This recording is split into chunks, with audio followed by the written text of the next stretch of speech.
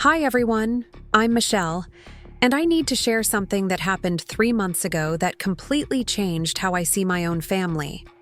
While I was in the kitchen wrapping the last of my daughter Sophie's birthday presents at 6 in the morning, my mother was already at the venue, personally arranging a VIP section for my brother Danny's twin boys at what was supposed to be my 7-year-old's special day. She had created reserved seating, special menu cards, and even coordinated with the catering staff to make sure Mason and Tyler would be served first, get the biggest portions, and have their dietary preferences prioritized over the actual birthday. Girl. What happened next wasn't just about food or seating arrangements. It was about watching my own mother systematically erase my daughter's importance at her own celebration while elevating my nephews to guest of honor status. But the real shock came when I discovered this wasn't a mistake or miscommunication. It was completely intentional, planned weeks in advance, and everyone in my family except me knew about it. Before we jump back in, tell us where you're tuning in from, and if this story touches you, make sure you're subscribed because tomorrow, I've saved something extra special for you. Let me take you back to that Saturday morning in September. I woke up at 5:30, which had become my routine since my divorce 2 years ago. Sophie was still sleeping in her princess pajamas, clutching the stuffed unicorn she'd named Sparkles, completely unaware that her 8th birthday was about to become one of the most painful days of her young life. I had been planning this party for months, saving every extra dollar from my job at the dental office to make sure she had the celebration she deserved. The venue was the Maple Grove Community Center in our small town of Brookfield, Ohio, about 20 miles outside of Cleveland. I had chosen it because Sophie loved the big windows that looked out onto the playground, and it was affordable enough that I could still splurge on the princess-themed decorations she had been dreaming about since her last birthday. I had spent the previous evening setting up pink and gold streamers, arranging balloon bouquets, and positioning the custom princess castle cake I had ordered from the local bakery right in the center of the main table. Sophie had been so excited she could barely sleep the night before. She kept asking me if Mason and Tyler would like her party, if Grandma would remember to bring her special present, and if she would finally get to sit at the big kids' table like her cousins always did at family gatherings. I assured her that this was her day, that she would be the center of attention, and that everyone was coming specifically to celebrate her. I had no idea I was lying. I arrived at the community center at 8 in the morning to do final setup, before the 10 o'clock start time. What I found made my stomach drop immediately. My mother, Carol, was already there with my brother Danny and his wife Lisa, and they had completely rearranged my carefully planned setup. The main table where Sophie was supposed to sit had been moved to the side, and in its place was an elaborate spread clearly designed for the twins. There were personalized place cards with Mason and Tyler's names written in gold calligraphy, special cushioned chairs that must have been rented separately, and individual gift bags at each of their seats filled with toys I definitely hadn't purchased. Mom looked up when I walked in, and her expression wasn't embarrassment or apology. It was mild annoyance, like I was interrupting something important. "Oh, good, you're here. We needed to make some adjustments to make sure the boys are comfortable. You know how active they get when they're not properly accommodated." I stared at the scene, trying to process what I was seeing. "Mom, this is Sophie's birthday party. Where is she supposed to sit?" Danny gestured toward a small table that had been set up near the kitchen entrance. "We put her over there so she can help. Serve if needed. She's always been good at helping out." Sophie was 7 years old.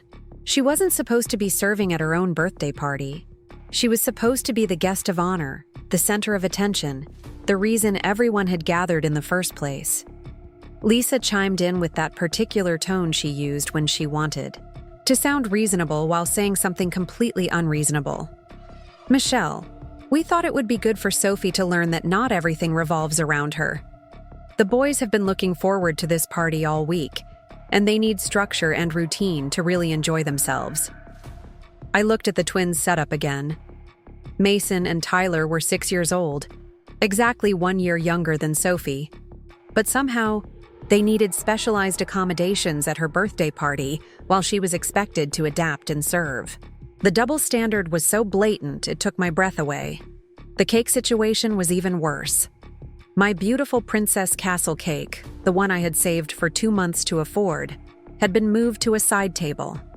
In its place was a superhero-themed cake that I had never seen before, decorated with Mason and Tyler's favorite characters and their names written across the top in bright blue icing. When I asked about it, Mom explained that she had ordered it as a surprise because she thought the boys might not like princess cake. "But it's not their birthday," I said, my voice starting to shake. "It's Sophie's birthday. The cake is supposed to be for her." "Well, there's no reason everyone can't enjoy the dessert," Danny replied, like he was being generous by allowing his sons to have their own cake at someone else's birthday party. I walked over to examine Sophie's original cake, which had been relegated to what was essentially a serving station. Someone had already cut into it. When I asked about this, Lisa explained that they had wanted to make sure it was good enough for the party, and had needed to taste test it first. The slice that had been removed was from the front corner, the part with the most decorative details, leaving Sophie's cake looking damaged and incomplete. Other family members started arriving around 9:30. My Aunt Patricia, my cousin Sarah, and several family friends all seemed to know exactly where to go and what was expected.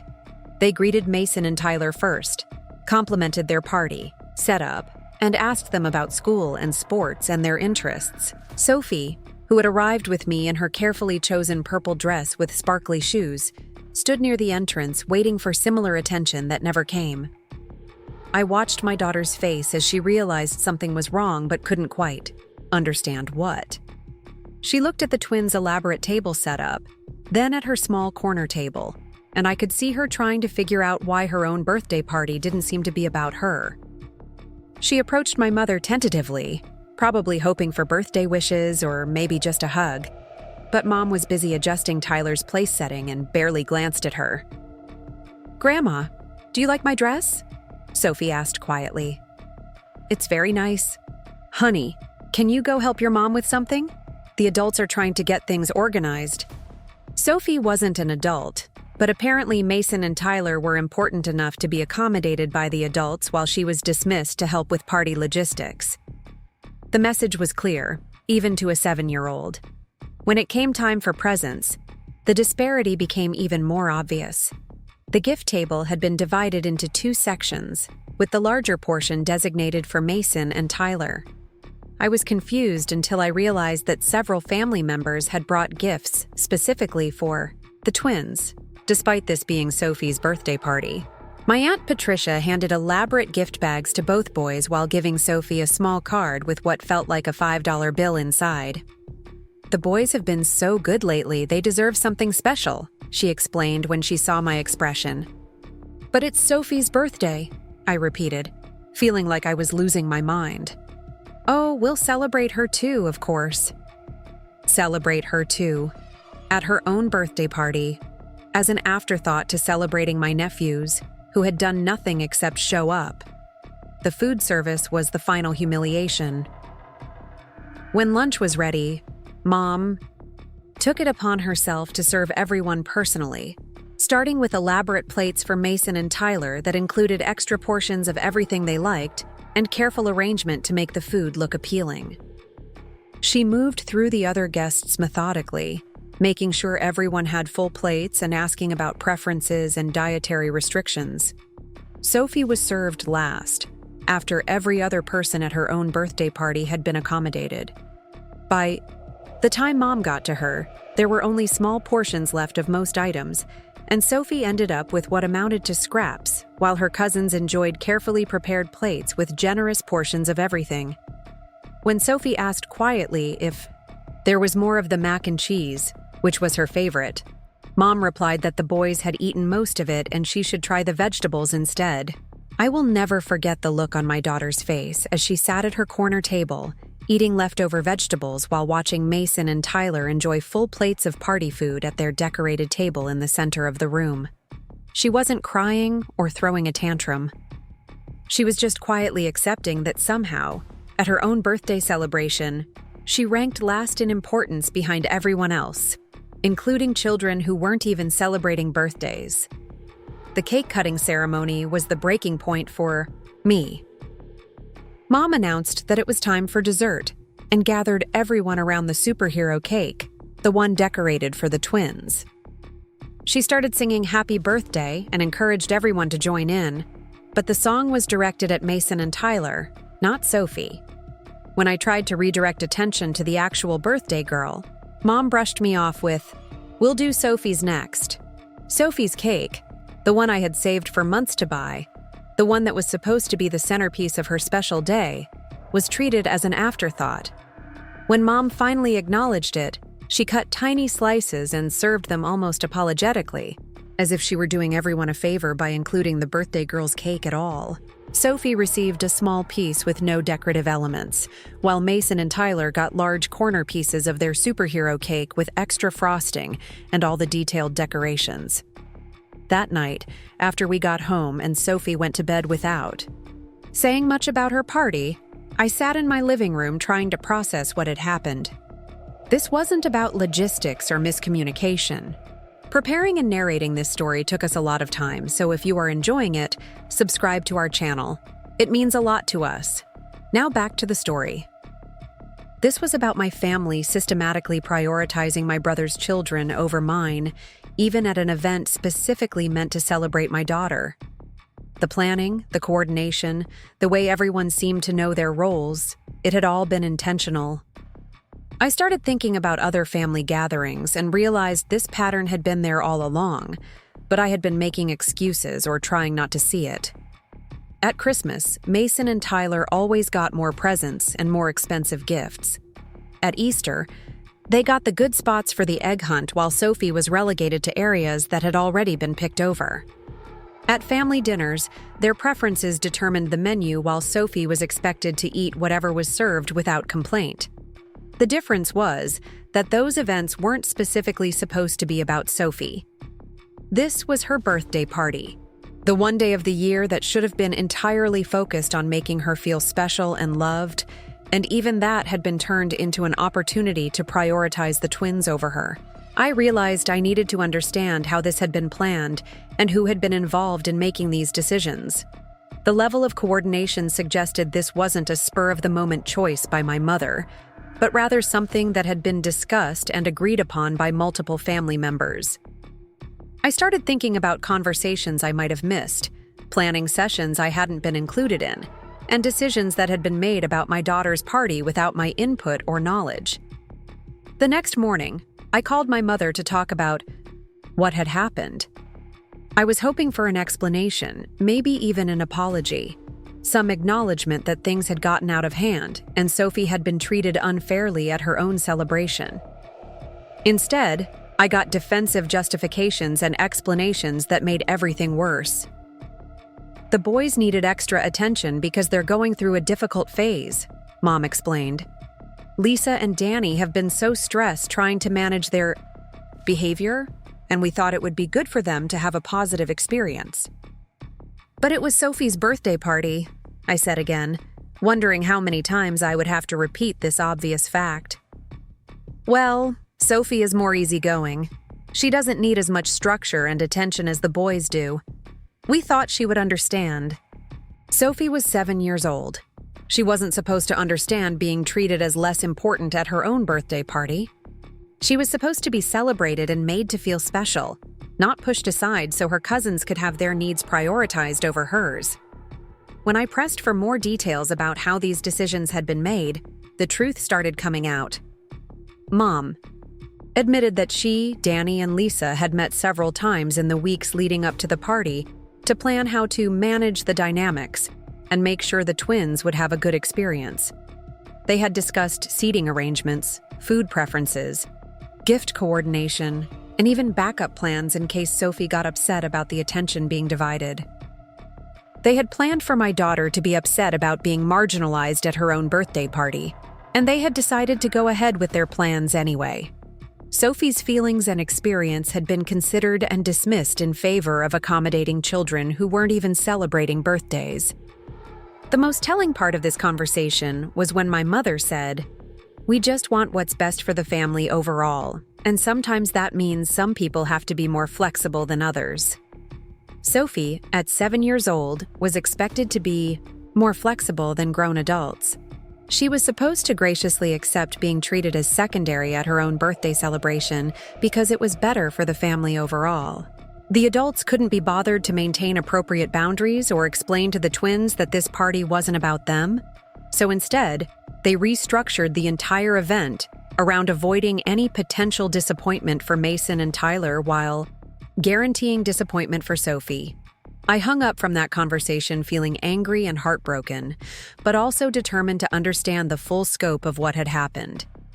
If this had been planned by multiple people, I needed to know who else had been involved and what other decisions had been made without my knowledge. Sophie deserved to have someone in her corner who would stand up for her when she was being treated unfairly, even if that someone had to be her own mother fighting against her own family. I spent the week after Sophie's birthday party thinking about all the family gatherings I had attended over the years, wondering how I had missed such obvious patterns of favoritism. Every holiday, every celebration, every casual weekend get-together seemed to follow the same script where Mason and Tyler were treated like visiting royalty, while Sophie was expected to fade into the background and be grateful for whatever attention was left over. The more I reflected on these memories, the more I realized that other people had noticed too. My friend Jennifer from work had commented several times about how differently the twins were treated compared to Sophie at family events she had attended. My neighbor, Mrs. Rodriguez, who had known our family for years, once mentioned that she felt sorry for Sophie because she always seemed to be watching other children receive the attention and gifts that should have been hers. I had dismissed these observations at the time, making excuses about birth order or personality differences or temporary phases. But now I understood that other people could see what I had been trained to ignore.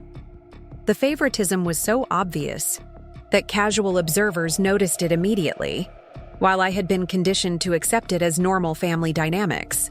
This realization made me think about what message Sophie was receiving about her worth and place in the family. At 7 years old, she was learning that her needs came last, that her special occasions could be hijacked for other people's benefit, and that she should be grateful for scraps of attention while watching her cousins receive elaborate consideration and care. I started paying closer attention to Sophie's behavior and comments in the days following her party. She had stopped talking about her birthday entirely, which wasn't normal for a child who usually relived special events for weeks afterward.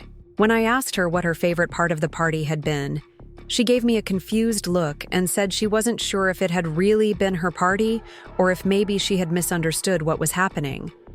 That comment broke my heart because it revealed how thoroughly the experience had disoriented her. A 7-year-old should never have to question whether her own birthday party was actually meant for her. But the adults in her family had created such a confusing situation that she couldn't trust her own perception of reality.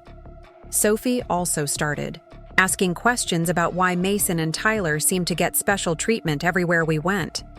She wanted to know if they were more important than she was, if she had done something wrong to deserve less attention, and if there was something she could do to make the adults in our family care about her the way they cared about her cousins. These questions revealed that Sophie was beginning to internalize the message that she was somehow less valuable than other children in the family.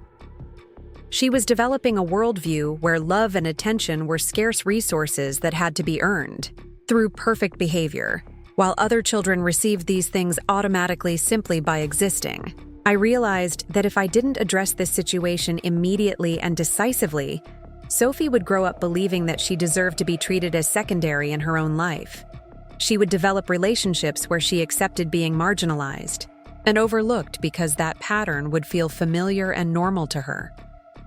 The urgency of this realization pushed me to start documenting what had happened at the party and gathering evidence of the ongoing favoritism in our family. I needed to build a case not just for my own understanding, but so that I could protect Sophie from further harm and potentially help other family members recognize the damage they were causing. I started by writing down everything I could remember about the party planning process including conversations with my mother about arrangements, discussions with Danny and Lisa about logistics, and my own assumptions about how the celebration would unfold. This exercise revealed several red flags that I had overlooked or dismissed at the time. For example, when I had asked my mother about bringing decorations, she had told me not to worry about it because she had everything handled. I had assumed. This meant she was being helpful. But now I realized she had wanted to control the decorative elements so she could create the elaborate setup for Mason and Tyler without my interference. Similarly, when Lisa had asked detailed questions about the catering arrangements and Sophie's food preferences, I had thought she was being considerate of my daughter's needs. Now I understood that she had been gathering information so she could ensure the twins' preferences would be prioritized over Sophie's at her own party. The gift coordination was another area where I had missed obvious warning signs. Several family members had asked me unusual questions about what kinds of presents the children enjoyed, and I had assumed they were trying to choose appropriate gifts for Sophie. Instead, they had been planning to bring elaborate presents for Mason and Tyler while giving Sophie minimal acknowledgement on her own birthday. As I documented these details, I realized that the entire extended family had been involved in planning and executing this systematic marginalization of my daughter. This wasn't a spontaneous decision by one or two people, but rather a coordinated effort that required communication, planning, and agreement among multiple adults who all decided that Sophie's feelings and experience were less important than accommodating the twins. This discovery was devastating because it meant that every adult Sophie trusted and looked up to had participated in or allowed her mistreatment. Her grandmother, uncle, aunt, and various other relatives had all chosen to prioritize other children over her at her own birthday celebration, sending her the message that she didn't matter enough to deserve basic consideration from her own family. I also began researching the psychological impact of favoritism on children, wanting to understand the potential long-term effects of what Sophie was experiencing. What I learned was deeply troubling and reinforced my determination to address this situation immediately and completely. Children who experience consistent favoritism within their families often develop anxiety, depression, and low self-esteem that can persist into adulthood. They may struggle with relationships because they expect to be treated as secondary or unimportant, and they often have difficulty advocating for their own needs because they've been taught that other people's needs are always more valid than their own. Favoritism also damages family relationships permanently, creating resentment and mistrust that can last for generations.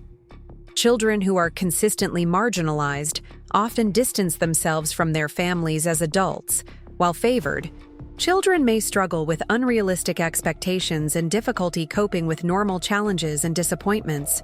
Reading about these potential outcomes made me realize that this situation was much more serious than a single disappointing party experience. Sophie was being systematically trained to accept mistreatment from people who claimed to love her, and if I didn't intervene effectively, she would carry these patterns into every relationship and situation in her future. I decided that I needed to approach this situation strategically, with clear documentation and specific examples, rather than relying on emotional appeals or hoping that family members would suddenly develop insight about their behavior. The level of coordination involved in marginalizing Sophie suggested that these patterns were deeply entrenched and would require significant pressure to change. My first step was to start keeping detailed records of family interactions, including conversations, events, and treatment of different children. I wanted to create an objective record that could demonstrate the favoritism clearly and consistently, making it impossible for family members to dismiss my concerns or claim that I was being oversensitive. I also began reaching out to other family members who might be willing to support more equitable treatment for Sophie. My Aunt Patricia had seemed uncomfortable during the party when she realized how obviously Sophie was being marginalized. And my cousin Sarah had made several comments over the years about the different standards applied to different children in the family. These conversations revealed that other family members had noticed the favoritism but had been reluctant to address it directly because they didn't want to create conflict or challenge my mother's authority within the family structure. Many of them had assumed that I was aware of and accepting of the different treatment Sophie received, and they were surprised to learn that I had been excluded from the planning discussions and decisions. This information helped me understand that the favoritism wasn't necessarily malicious, but rather the result of established patterns and assumptions that had never been questioned or challenged.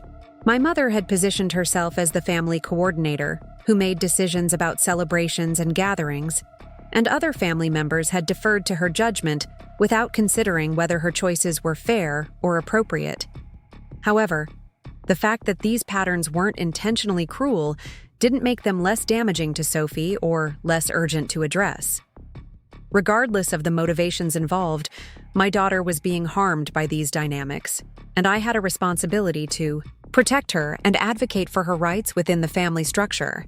I also realized that I needed to prepare Sophie for the possibility that some family members might not be willing to change their behavior, even when presented with clear evidence of unfairness.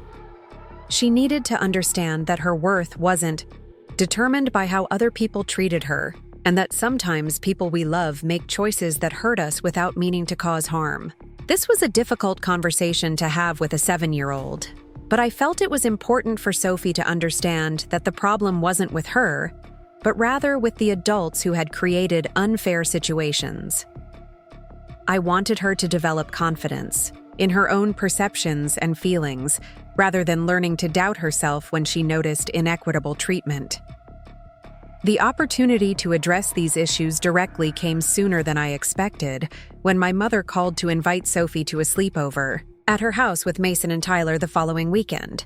Under normal circumstances, I would have been happy for Sophie to spend time with her grandmother and cousins, but given what had happened at the birthday party, I was immediately suspicious of the arrangements and dynamics involved.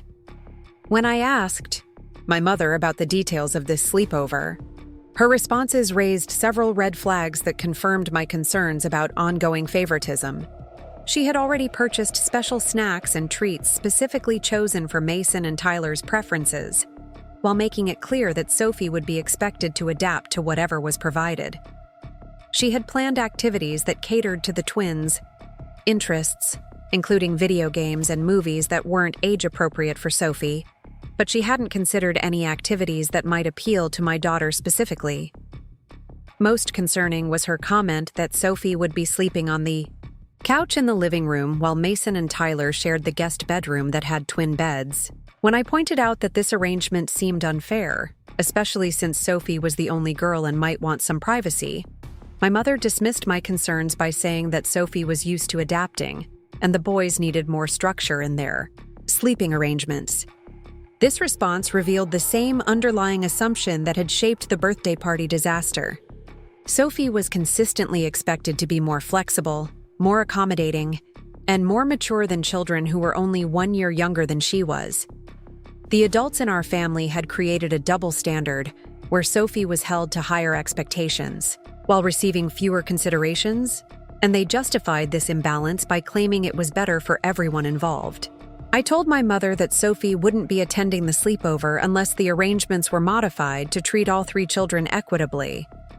This meant equal sleeping accommodations, activities that were appropriate and appealing for everyone, and snacks and treats that considered Sophie's preferences alongside those of her cousins.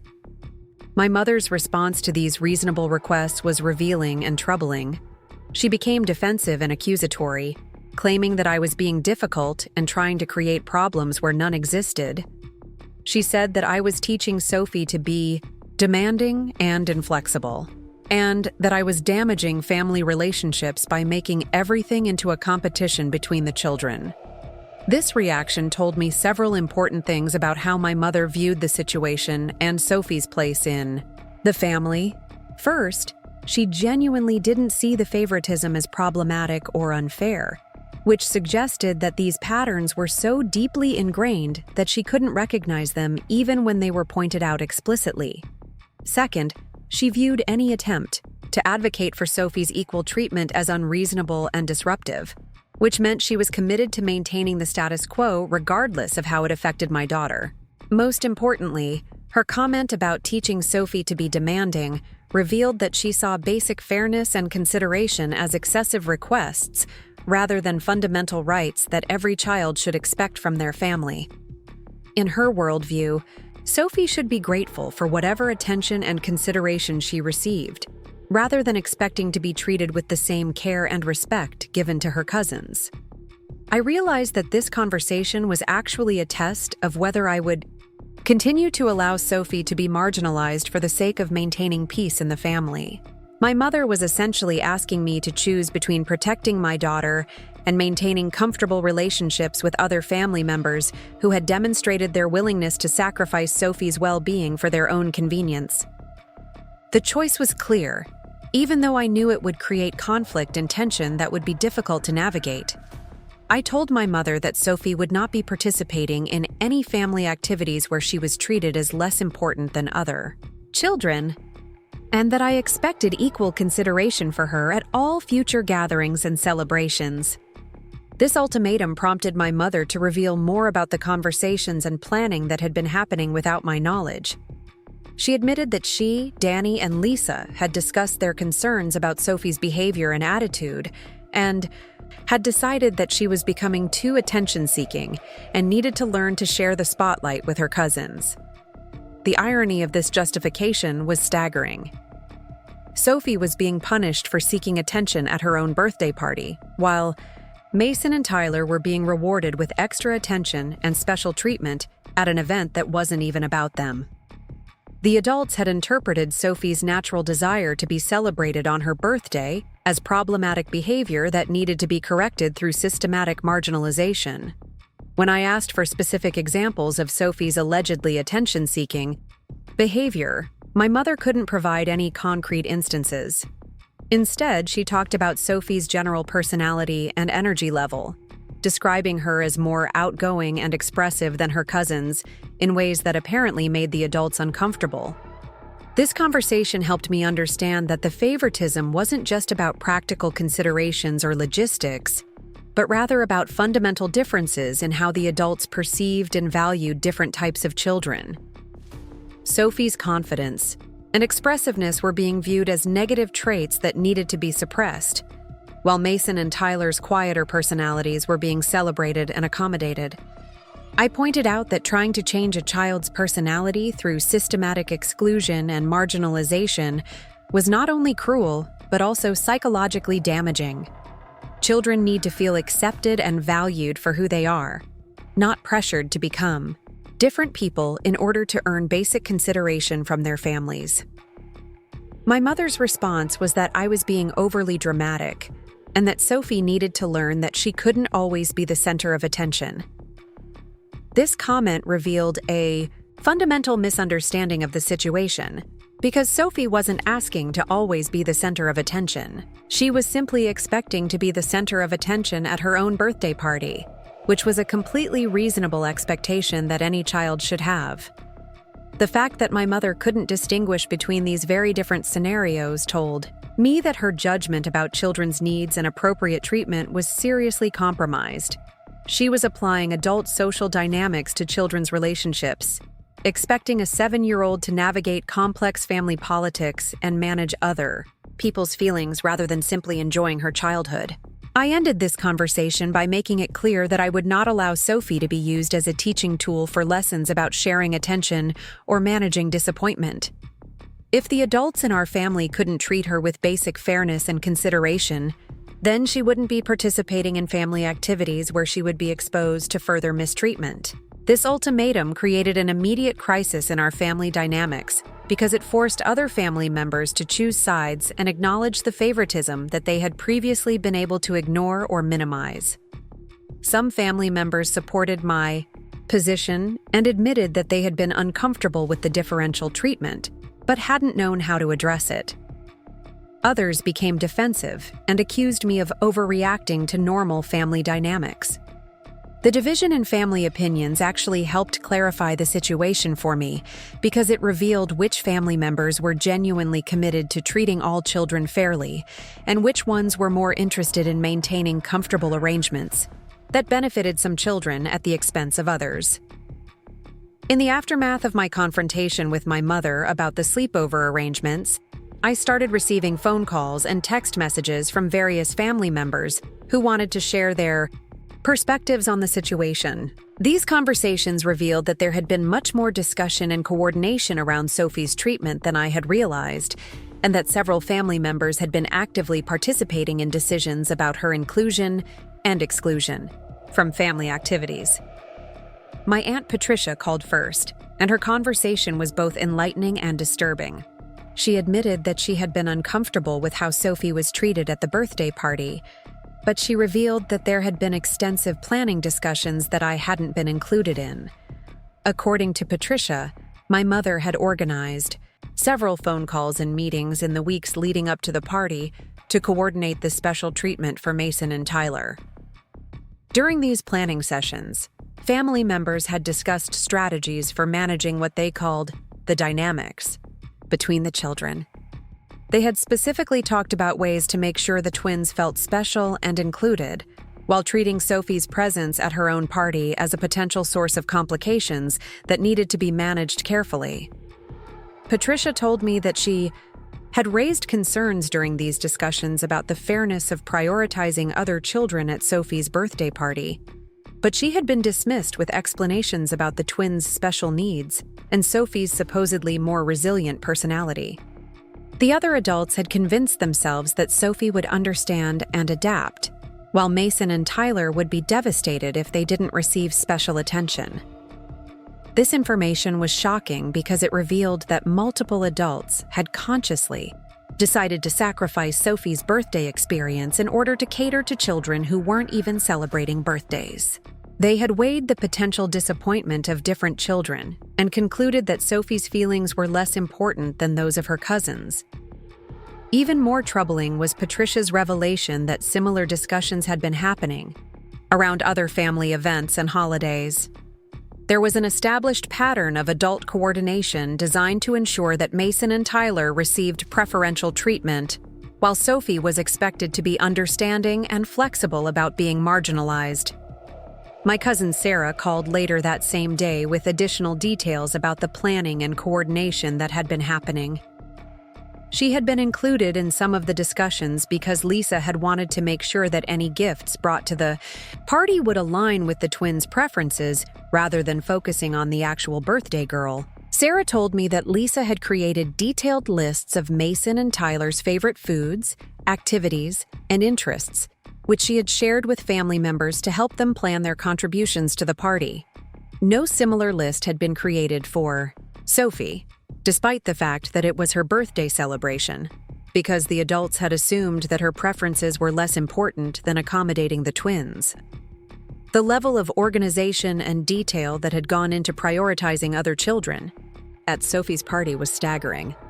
These weren't spontaneous decisions made in the moment, but rather carefully planned strategies designed to ensure that Sophie's special day would be restructured around the needs and preferences of her cousins. Sarah also revealed that there had been discussions about how to handle my potential objections to these arrangements.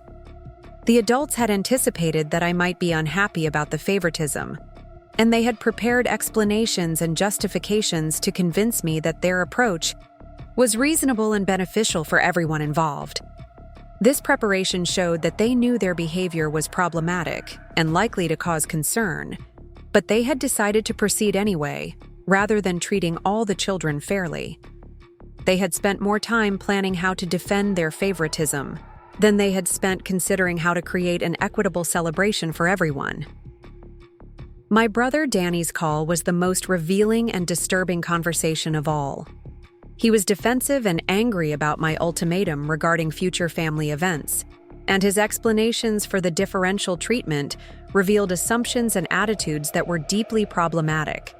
According to Danny, Sophie received less attention and consideration because she was an only child who got focused attention from me at home, while Mason and Tyler had to compete with each other for attention and therefore needed extra support from extended family members.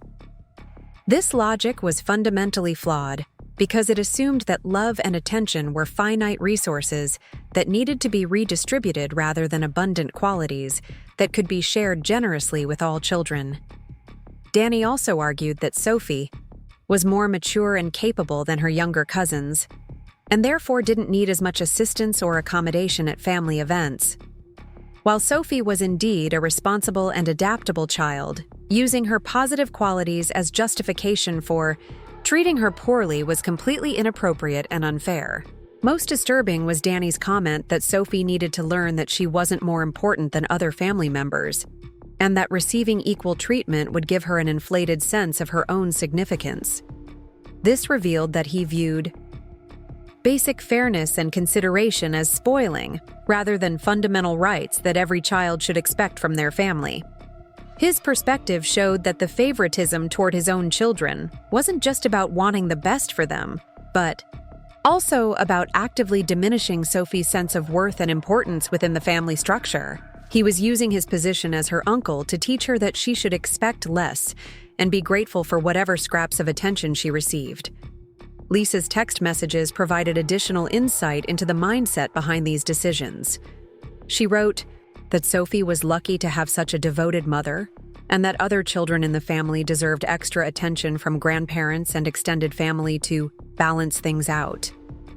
This perspective treated my love and attention for my daughter as somehow unfair to other children, rather than recognizing that all children deserve devoted care from their parents.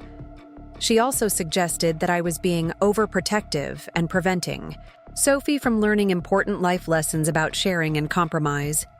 However, the lessons Sophie was actually learning were that her needs didn't matter, that her special occasions could be hijacked for other people's benefit, and that she should accept mistreatment gracefully rather than advocating for herself. These conversations helped me understand that the favoritism in our family wasn't the result of unconscious bias or innocent misunderstandings, but rather a coordinated system of beliefs and behaviors designed to prioritize some children over others. Multiple adults had agreed that Sophie deserved less consideration than her cousins, and they had worked together to implement this differential treatment across various family activities and celebrations. The systematic nature of this favoritism made it clear that addressing the problem would require more than just pointing out specific instances of unfair treatment. I would need to challenge the underlying assumptions and attitudes that had created these patterns, and I would need to be prepared for significant resistance from family members who had become invested in maintaining the status quo. I also realized that some family members might never be willing to change their behavior, regardless of how clearly I demonstrated the harm they were causing to Sophie. The conversations I had experienced showed that several adults were committed to their perspective that Sophie deserved less consideration, and they were prepared to defend this position even when confronted with evidence of its negative impact. This understanding helped me prepare for the possibility that protecting Sophie might require limiting or ending our participation in family activities where she would continue to be marginalized. While this outcome would be sad and difficult, I recognized that exposing her to ongoing mistreatment would be much more damaging than missing some family gatherings. The true impact of the ongoing favoritism became devastatingly clear the following week when Sophie came home from school and asked me a question that broke my heart completely. She wanted to know if there was something wrong with her that made family members love Mason and Tyler more than they loved her. This innocent question revealed that she had been processing and internalizing the differential treatment she had been experiencing, and she was beginning to believe that she was somehow defective or unworthy of equal love and attention. I sat down with Sophie on her bed, surrounded by the stuffed animals and drawings that filled her room, and tried to find age-appropriate ways to explain the complex family dynamics that had been affecting her. I told her that sometimes adults make unfair choices without realizing how much they hurt children's feelings, and that the problem wasn't with her, but rather with grown-ups who weren't being fair. Sophie listened carefully to my explanation, but then she asked follow-up questions that showed how deeply the favoritism had affected her understanding of herself and her place in the world. She wanted to know if she would ever be as important as Mason and Tyler, if there was anything she could do to make family members care about her more, and if it was normal for children to feel sad and left out at their own birthday parties. These questions revealed that Sophie had been carrying emotional burdens that no 7-year-old should have to manage, She was trying to solve a problem that wasn't hers to solve, taking responsibility for adult failures and attempting to earn treatment that should have been given freely as part of her birthright as a member of the family. I realized that I needed to help Sophie understand that her worth wasn't determined by how other people treated her, and that she deserved to be valued and celebrated, regardless of whether certain family members were capable of recognizing her wonderful qualities. This was a difficult concept to explain to a young child, but I felt it was crucial for her emotional development and future relationships. We talked about the difference between people who know how to love well and people who struggle with fairness and kindness. I explained that sometimes people we care about disappoint us by making poor choices, and that this says something about their limitations rather than our worthiness of love and respect. Sophie asked if we could still go to family gatherings where she might be treated unfairly, and I told her that we would only participate in activities where she would be treated with the same kindness and consideration given to other children. This meant that we might miss some family events, but it also meant that she would never again have to endure being marginalized at celebrations that were supposed to include her. This conversation led to Sophie sharing more details about how she had felt during the birthday party and other family events. She told me that she had noticed the differential treatment for a long time, but had assumed it was normal because the adults seemed confident in their decisions. She had been trying to be good and patient, hoping that eventually she would earn the same attention and care that her cousins received automatically. Sophie's attempts to earn equal treatment through perfect behavior revealed how the favoritism had been teaching her unhealthy lessons about relationships and self-worth. She was learning that love was conditional and had to be earned through meeting other people's expectations, rather than understanding that she deserved basic respect and consideration simply because she was a valuable person. She also shared that she had been feeling confused and sad after family gatherings, but she hadn't wanted to complain because she thought it might make the adults angry or disappointed in her. This showed that she had been protecting the feelings of people who weren't protecting hers, prioritizing their comfort over her own emotional well-being. The most heartbreaking part of this conversation was when Sophie asked if the reason she didn't get special treatment was because she didn't have a father like Mason and Tyler did. This question revealed that she had been trying to understand the favoritism by examining what was different about her family situation, and she had concluded that her single-parent household might be the reason she was valued less than her cousins. I assured Sophie that having a single parent had nothing to do with how much she deserved to be loved and celebrated, and that many wonderful families included just one parent and one child. I explained that the adults who had been treating her unfairly were making mistakes based on their own limitations, not responding to anything lacking in her or our family structure. We also talked about the positive relationships Sophie had with people outside our extended family, including her teachers, friends, and neighbors who consistently treated her with kindness and respect. I wanted her to understand that the favoritism she had experienced wasn't universal, and that many people in her life recognized her worth and treated her accordingly. This discussion helped Sophie begin to separate her sense of self-worth from the approval of family members who had been failing to treat her fairly. She started to understand that she could love people, while also recognizing that their behavior toward her wasn't always appropriate or acceptable. However, I also realized that talking about these issues wasn't enough to protect Sophie from further harm. She needed to see concrete changes in how she was treated, and she needed to experience relationships where she was consistently valued and respected. This meant that I would need to follow through on my ultimatum about family activities and create consequences for continued favoritism. Sophie's emotional processing of these experiences also made me more determined to document and address the favoritism systematically. She deserved to have advocates who would stand up for her rights and challenge unfair treatment, even when doing so created conflict and tension within the family structure. I started keeping a journal of Sophie's comments and questions about family dynamics, wanting to track her emotional recovery and ensure that she was developing healthy understanding of her own worth. This documentation also served as motivation, For me to continue advocating for changes, even when the process became difficult and uncomfortable, Sophie's resilience and emotional intelligence impressed me throughout this process. But I was also aware that children shouldn't have to be resilient in the face of systematic mistreatment from their own families.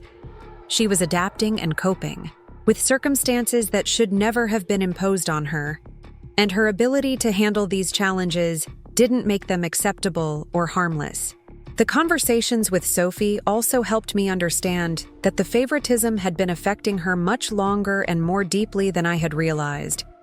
She had been developing coping strategies and internal explanations for unfair treatment, which meant that the damage was more extensive than I had initially understood. This realization made me more committed to creating immediate and lasting changes in how our family operated, rather than hoping that gradual improvements would eventually address the problems. Sophie had already endured too much unfairness, and she deserved to see swift and decisive action to protect her from further marginalization. The next family gathering was my nephew Tyler's soccer tournament the following Saturday, and my mother called to invite Sophie to come cheer for her cousin. Under different circumstances, this would have been a normal family activity that Sophie would have enjoyed, but given everything that had happened, I approached the invitation with deep skepticism about the underlying dynamics and expectations. When I asked my mother about the specific arrangements for the tournament, her responses immediately confirmed my concerns about continued favoritism. She had already planned an elaborate picnic spread specifically tailored to Mason and Tyler's preferences, complete with their favorite sandwiches, snacks, and drinks. She had also prepared a special cooler with ice packs to keep Tyler's sports drinks at exactly the right temperature, and she had purchased new stadium chairs with the twins' names embroidered on them. For Sophie, there were no special preparations or considerations. My mother expected her to eat whatever was left over from the twins' picnic, sit on a regular blanket on the ground while her cousins enjoyed personalized chairs, and be grateful for the opportunity to watch Tyler play soccer while receiving no particular attention or accommodation herself. When I pointed out that this arrangement continued the same pattern of favoritism that had been so damaging at Sophie's birthday party, my mother became immediately defensive and dismissive. She claimed that Tyler needed extra support because he was nervous about his tournament, and that Sophie should be happy to help encourage her cousin rather than expecting special treatment at his event. The irony of this explanation was overwhelming. Sophie had needed support and encouragement at her own birthday party, but instead, she had been marginalized and ignored while the adults focused on making Mason and Tyler comfortable. Now, at Tyler's event, she was again expected to provide emotional support for her cousins while receiving none herself. I told my mother that Sophie and I would attend the tournament, but only if she was treated with the same consideration given to other family members. This meant providing her with appropriate seating, including her preferences in the food planning, and acknowledging her presence and contributions to the family gathering. My mother's response was both revealing and infuriating. She accused me of trying to make Tyler's tournament about Sophie, claiming that I was teaching my daughter to be selfish and attention-seeking. She said that normal children were happy to support their cousins without needing special accommodations, and that my demands were unreasonable and disruptive. This reaction showed that my mother genuinely couldn't distinguish between asking for equal treatment and demanding special attention. In her mind, any request for Sophie to be treated fairly was an attempt to steal focus from other children, rather than a basic expectation that all family members should be valued and included appropriately. The conversation escalated when my mother said that if I couldn't attend family events without causing problems, then maybe Sophie and I should stop coming until I learned to be more reasonable. This ultimatum revealed that she was more committed to maintaining unfair dynamics than to treating her granddaughter with basic respect and consideration. I realized that this was the moment of truth that would determine the future of our relationship with my extended family. My mother was forcing me to choose between accepting continued mistreatment of Sophie or standing up for my daughter's rights and dignity.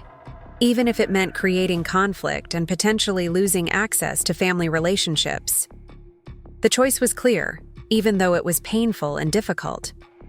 I told my mother that we would not be attending the tournament or any future family events where Sophie was treated as less important than other children. I explained that my primary responsibility was protecting my daughter from harm, and that included protecting her from family members who were damaging her sense of self-worth through systematic favoritism. My mother's response was immediate: anger and accusations. She claimed that I was being dramatic and overprotective, that I was ruining family relationships over minor issues, and that I was teaching Sophie to be a victim rather than helping her develop resilience and adaptability. These accusations revealed fundamental misunderstandings about child development and family dynamics. Teaching Sophie to accept mistreatment wasn't helping her develop resilience. It was teaching her to tolerate abuse and devalue herself. Real resilience comes from having secure relationships where children feel valued and supported, not from learning to cope with systematic marginalization. The conversation ended with my mother hanging up on me after declaring that she wouldn't tolerate my unreasonable demands and manipulative behavior. This reaction confirmed that she was not willing to examine her own actions or consider making changes to treat Sophie more fairly. In the immediate aftermath of this conversation, I felt a mixture of sadness, anger, and relief. I was sad that my daughter was losing relationships with extended family members who should have been sources of love and support. I was angry that my mother had chosen favoritism over fairness, and that she had forced me into a position where protecting Sophie required cutting off contact with relatives. But I also felt relief that I had finally taken a clear stand for my daughter's dignity and worth. Sophie would no longer be exposed to family gatherings where she was systematically marginalized and devalued. She wouldn't have to watch other children receive elaborate attention and care while she was ignored and dismissed. That evening, I sat down with Sophie to explain what had happened and what it would mean for our family relationships going forward. I told her that we wouldn't be attending family events where she wasn't treated fairly, and that this might mean missing some gatherings and activities that she had previously enjoyed. Sophie's response showed both maturity and relief. She said that she had been dreading family events because they always made her feel sad and confused, and that she was glad we wouldn't have to go to places where she felt unwelcome and unimportant. Her reaction confirmed that the favoritism had been more damaging and obvious to her than I had fully realized. We talked about the difference between missing events because we weren't invited and missing events because we chose not to participate in unfair situations. I wanted Sophie to understand that we were making an active choice to prioritize her well-being over family politics, rather than being rejected or excluded by relatives. Sophie asked thoughtful questions about whether the family members who had been treating her unfairly might eventually change their behavior and whether we would be able to have relationships with them in the future. I explained that change was possible, but required people to recognize their mistakes and commit to doing better, and that we couldn't control other people's choices, only our own responses to their behavior. The most important part of this conversation was helping Sophie understand that our decision to step away from family gatherings was about protecting her worth and dignity, not about punishing other people or creating drama. We were choosing to spend our time and energy with people who recognized her value and treated her accordingly. This conversation marked a turning point in how Sophie thought about family relationships and her own self-worth. She began to understand that love and respect should be consistent and reliable, not conditional on accepting mistreatment or meeting other people's unrealistic expectations. The day after my confrontation with my mother about the soccer tournament, I received a phone call that surprised me completely. It was from my great-aunt Helen, my mother's older sister, who lived about an hour away and rarely involved herself in family drama or conflicts. Helen had heard about the situation through family gossip, and she wanted to share her perspective on what had been happening. Helen told me that she had been observing the favoritism toward Mason and Tyler for months, and that she had been increasingly uncomfortable with how Sophie was being treated at family gatherings. she had noticed the differential attention, the unequal accommodations, and the way Sophie was consistently expected to adapt and compromise while her cousins received special consideration. What made Helen's call particularly valuable was that she had witnessed these dynamics from the perspective of someone outside the immediate conflict, which gave her observations credibility and objectivity. She hadn't been involved in the planning or coordination of events, so she could see the favoritism clearly without being invested in defending or justifying it. Helen shared specific examples of incidents she had observed that I hadn't even noticed or had dismissed as minor issues. At the last family barbecue, she had watched my mother serve Mason and Tyler first at every meal, give them the best seating locations, and provide them with individual attention, while largely ignoring Sophie except to give her instructions or corrections. She had also noticed that conversations at family gatherings consistently focused on the twins' activities, achievements, and interests, while Sophie's accomplishments and experiences were rarely discussed or celebrated. When Sophie did try to contribute to conversations, adults often changed the subject or responded with minimal enthusiasm before returning attention to her cousins. Helen's observations helped me understand that the favoritism was even more pervasive and consistent than I had realized. It wasn't just about major events like birthday parties, but rather a constant pattern of differential treatment that occurred during every family interaction. Most importantly, Helen told me that she had spoken with several other family members who had also noticed the unfair treatment, but had been reluctant to address it directly.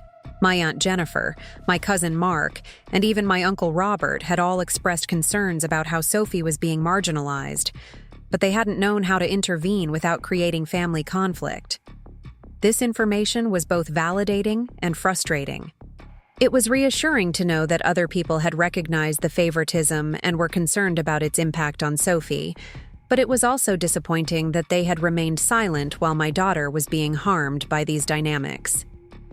Helen explained that many family members had assumed I was aware of and accepting of the differential treatment, and they hadn't realized that I was being excluded from planning discussions and decision-making processes.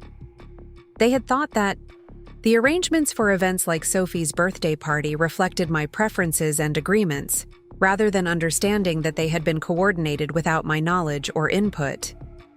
She also revealed that some family members had tried to suggest more equitable treatment during planning conversations, but their concerns had been dismissed by my mother and Danny with explanations about the twins' special needs and Sophie's supposedly more resilient personality. Helen's call gave me hope that there might be allies within the family who would support more fair treatment for Sophie, and that the favoritism wasn't universally accepted or endorsed by all relatives. She offered to help facilitate conversations with other family members who might be willing to advocate for changes in how family events were planned and executed. This conversation also helped me understand that my decision to confront the favoritism directly might encourage other family members to speak up about their own concerns and observations. Sometimes people need someone else to take the first, difficult step before they feel comfortable expressing their own disagreements with problematic dynamics. Helen suggested organizing a family meeting where concerns about fairness and inclusion could be discussed openly and honestly, with the goal of establishing guidelines for future gatherings that would ensure all children received equal consideration and respect. She offered to host this meeting at her house, which would provide neutral territory for difficult conversations. I was initially skeptical about the potential effectiveness of a family meeting, given my mother's defensive and dismissive responses to my individual concerns. However, Helen pointed out that group dynamics might create different pressures and opportunities for productive dialogue, especially if multiple family members expressed similar concerns about the current patterns. She also suggested that having a structured conversation with specific goals and guidelines might be more effective than the emotional confrontations that had been occurring during individual phone calls and arguments. A planned meeting would allow people to prepare their thoughts, consider different perspectives, and focus on solutions rather than just expressing frustrations. After considering Helen's suggestions, I decided that a family meeting might be worth attempting, with the understanding that if it didn't result in meaningful changes, I would proceed with my plan to limit Sophie's exposure to family events, where she would be mistreated. I told Helen that I would be willing to participate in such a meeting, but only if certain conditions were met. First, all family members who attended would need to commit to listening respectfully to different perspectives and concerns. Second, the focus would need to be on finding solutions that ensured fair treatment for all children, rather than defending past decisions or actions. Most importantly, any agreements or guidelines that emerged from the meeting would need to be implemented consistently at future family events, with clear consequences for continued favoritism or discrimination. I wasn't interested in having theoretical discussions about fairness if they wouldn't translate into concrete changes in how Sophie was treated. Helen agreed to these conditions and offered to contact other family members to gauge their interest in participating in such a meeting. She would also take responsibility for setting guidelines for the conversation and ensuring that the discussion remained focused on constructive problem-solving rather than blame or defensiveness. In the days following Helen's call, I received messages from several other family members who had heard about the proposed meeting and wanted to express their support for addressing the favoritism issues. My cousin Sarah called to apologize for not speaking up sooner about her concerns regarding Sophie's treatment, and she offered to help facilitate the family meeting. My uncle Robert sent a text message saying that he had been uncomfortable with the dynamics at recent family gatherings but hadn't known how to address them appropriately. He expressed appreciation for my willingness to raise these difficult issues and commitment to participating in conversations about creating more equitable family interactions. Even my Aunt Patricia, who had been involved in some of the planning discussions that had excluded Sophie, reached out to acknowledge that mistakes had been made and to express her willingness to work toward better solutions for future events. These responses gave me hope that the family meeting might actually result in meaningful changes, rather than just providing another forum for conflict and defensiveness. It seemed that several family members were genuinely concerned about fairness and were motivated to find better approaches to family gatherings and celebrations. However, I also remained realistic about the challenges involved in changing established patterns and dynamics. My mother and Danny had shown strong resistance to acknowledging problems or considering changes, and they would likely continue to defend their previous decisions and approaches. The success of any family meeting would depend on whether the majority of participants were willing to prioritize children's well-being over adult comfort and convenience, and whether they were committed to implementing concrete changes rather than just discussing theoretical improvements. While waiting for Helen to organize the family meeting, I decided to conduct my own investigation into the extent and history of the favoritism that Sophie had been experiencing. I wanted to have concrete examples and documentation that could support productive discussions about changes, and I also needed to understand the full scope of the problem for my own clarity and decision-making. I started by going through photo albums and social media posts from family events over the past several years, looking for patterns in how different children were featured, positioned, and celebrated in family documentation. What I discovered was more systematic and extensive than I had expected, and it revealed that the favoritism had been consistent and deliberate for much longer than I had realized. In photos from family gatherings, Mason and Tyler were consistently positioned prominently in group shots, often in the center or front of arrangements, while Sophie was frequently placed in background positions or at the edges of groups. When individual photos were taken of children, the twins received multiple shots with different poses and expressions, while Sophie was typically included in only one or two quick pictures.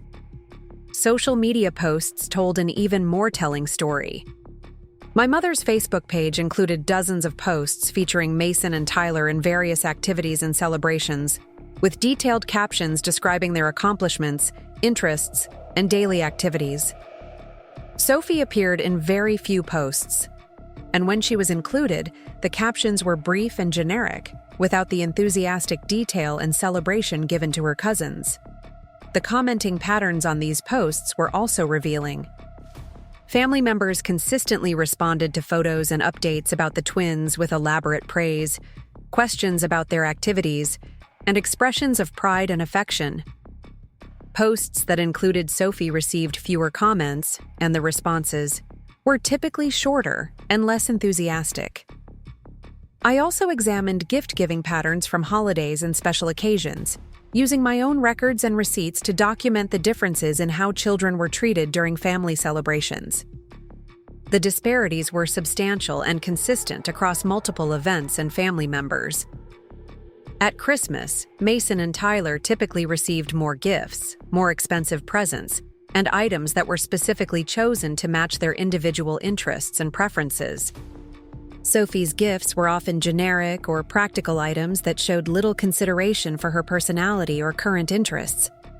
Birthday celebrations showed similar patterns, with elaborate planning and coordination for the twins' parties, while Sophie's celebrations received minimal investment and attention.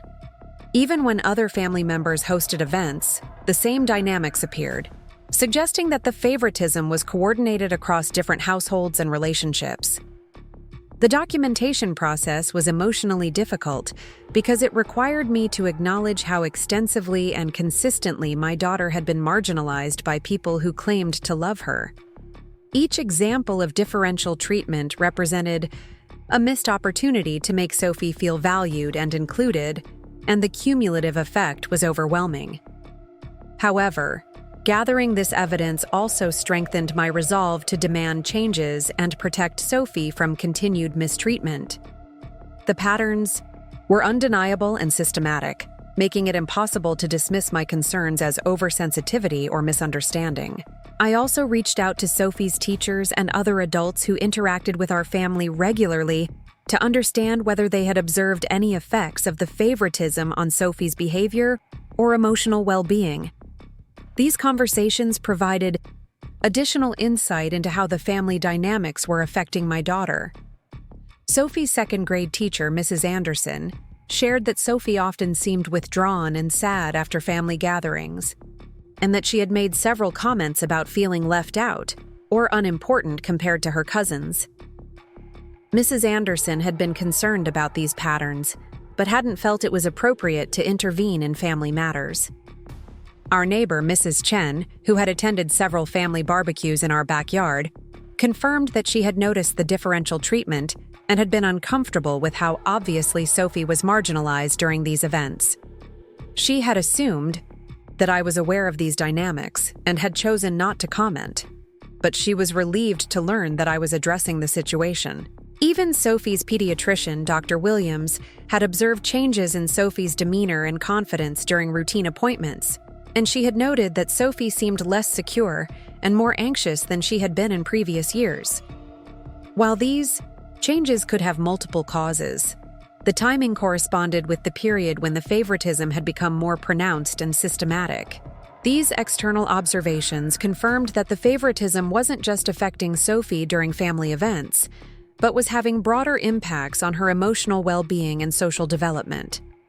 The adults who interacted with her regularly could see the effects of being consistently marginalized and devalued by her extended family.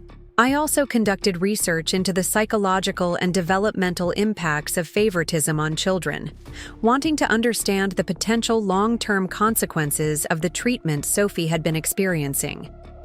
The information I found was deeply concerning and reinforced my determination to address these issues immediately and comprehensively. Studies showed that children who experience favoritism within their families often develop lasting problems with self-esteem, relationships, and emotional regulation. They may struggle with anxiety and depression, have difficulty trusting others, and develop unhealthy patterns in their own relationships as adults. Favoritism also damages family relationships permanently, creating resentment and conflict that can persist for generations. Children who are consistently marginalized often distance themselves from their families as adults, while favored children may struggle with unrealistic expectations and difficulty coping with normal challenges.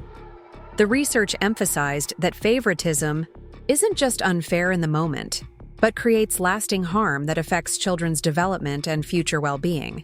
This information helped me understand that protecting Sophie from continued favoritism wasn't just about her immediate comfort, but about preventing serious long-term damage to her psychological and emotional development. Armed with this documentation and research, I felt prepared to participate in meaningful discussions about changes that needed to happen in our family dynamics. I had concrete examples of problematic patterns, external validation of their impacts on Sophie, and research-based understanding of why these issues needed to be addressed urgently and comprehensively. I also used this information to have additional conversations with Sophie about what she had been experiencing and how it had been affecting her.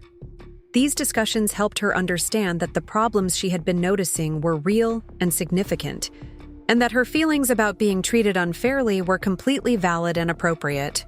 Sophie expressed relief that someone was finally taking her experiences seriously and working to address the situations that had been making her feel sad and confused. She also shared additional examples of favoritism that she had observed but hadn't mentioned previously, either because she thought it was normal or because she didn't want to cause problems for anyone. Her additional examples confirmed that the favoritism was even more pervasive than my documentation had revealed, and that Sophie had been absorbing and internalizing differential treatment across many different situations and contexts. As the date for the family meeting approached, I realized that I needed to prepare not just emotionally for difficult conversations, but strategically for the possibility that some family members would continue to resist acknowledging or addressing the favoritism.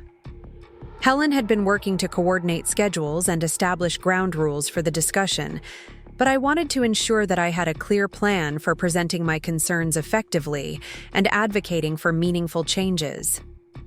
I organized all of my documentation into categories that would help illustrate the systematic nature of the favoritism and its impacts on Sophie. This included photo comparisons showing differential positioning and attention, social media analysis demonstrating unequal celebration and recognition, gift-giving records revealing disparate investment and consideration, and external observations confirming the effects on Sophie's well-being.